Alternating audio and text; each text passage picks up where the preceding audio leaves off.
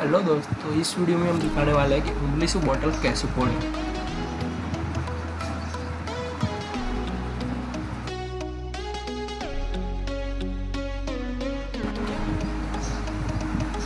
आपको बियर की बॉटल लेनी है और उसमें पानी डालना है।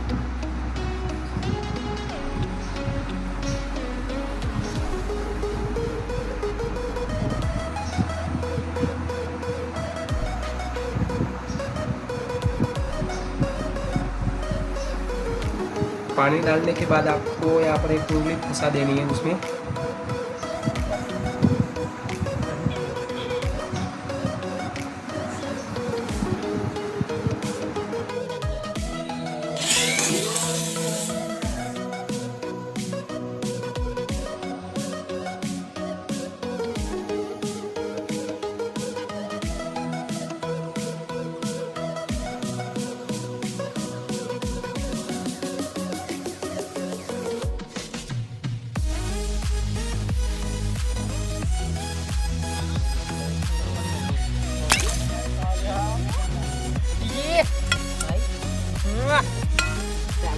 बनाई दे हाँ,